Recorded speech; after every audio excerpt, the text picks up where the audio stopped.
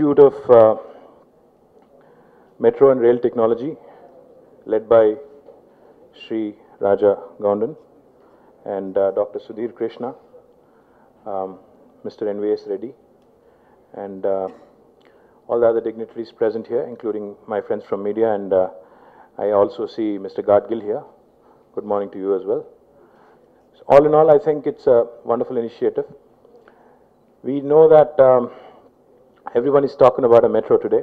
Everybody is very excited, especially about Hyderabad getting its own metro.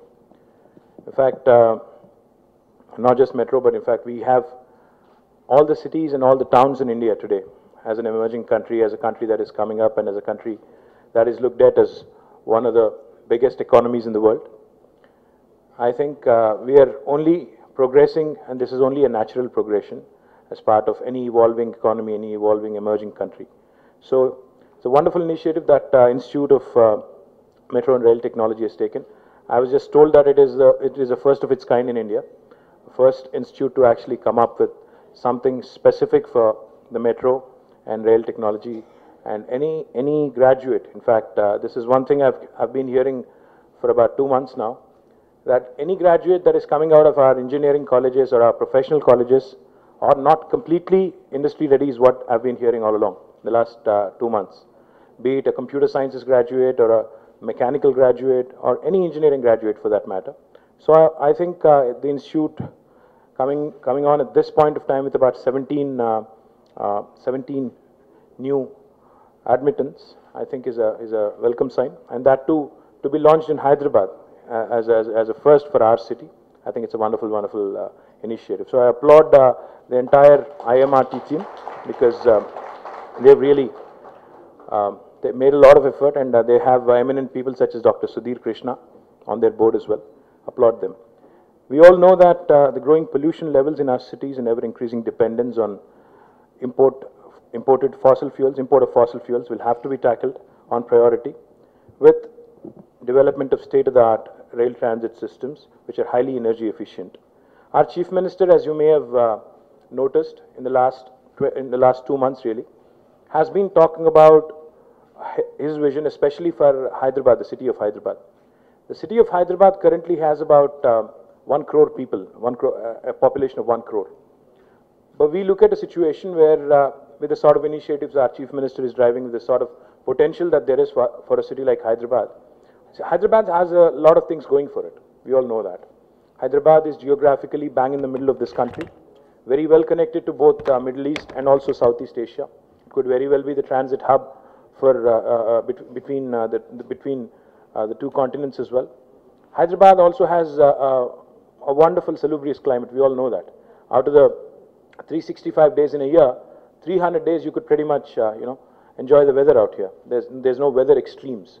And then we also, as you all know, have a huge pool of human resources, and IMRT has just added another feather in the cap of the professional, the academic institutions of Hyderabad. We already have wonderful research institutes, be it national or international really, of international standards, even if they are a national institute of international standards such as ICRISAT. And we also have a lot of defense related institutes. Hyderabad has a wonderful pool of human resources which can be, if harnessed well, can really propel Hyderabad into the next league of international cities.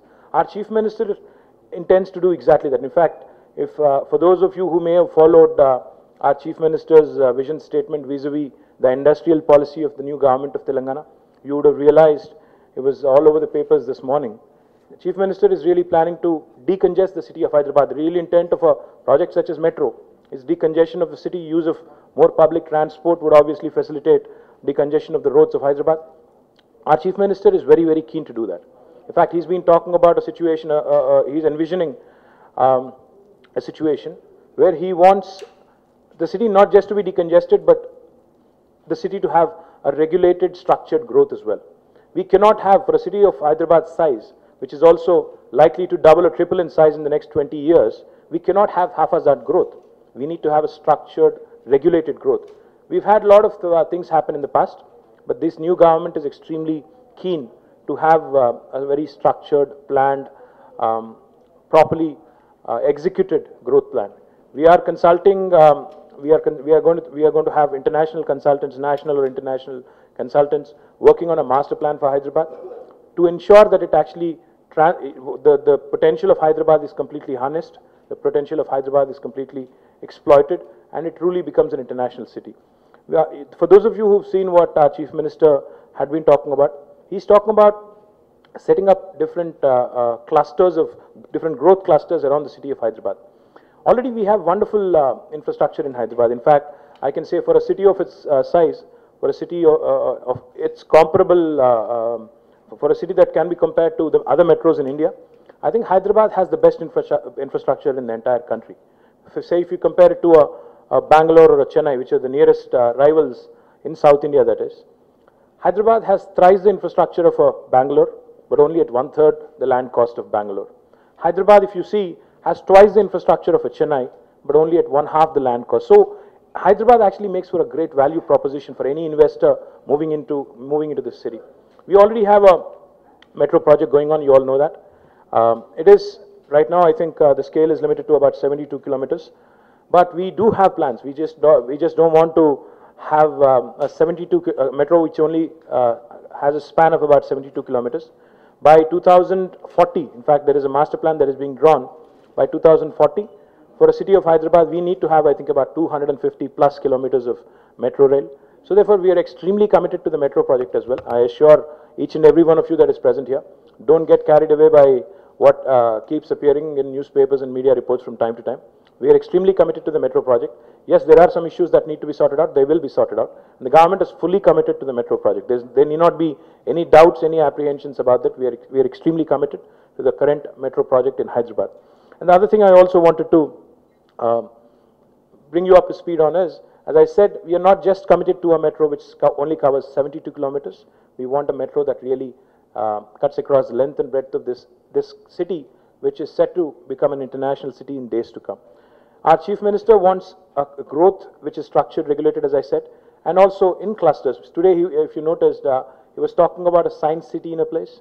He's talking about a science city in a cluster, in a pharma city in another cluster, a chemical city, a movie city, a cinema city, a sports city, all around the city of Hyderabad. We have a wonderful outer ring road right now, but going forward, we would want it to actually do more. The multiplier effect that was supposed to come off this outer ring road did not really come about. So we want decongested growth where people could have their own homes with an adjoining satellite township right next to the place of work, so that you could have all these clusters of new growth, which could be very much here in Hyderabad. And then we would eventually have to have all sorts of public transport mechanisms, including metro rail, to connect all of these growth clusters so that we have a bigger network covering all this. We all know that the union government is also extremely committed. We've been hearing about the union government's commitment towards 100 smart cities. We've also been hearing how the union government wants to do more and more rail projects. We've also been hearing some exciting new ideas about bullet trains and improved connectivity, high-speed rail networks. These are all welcome moves in a emerging country like India, in a developing economy like India. These are all welcome moves. And in fact, I was just sharing with NVS Reddy Garu, we also have had some interesting proposals from various players across the globe.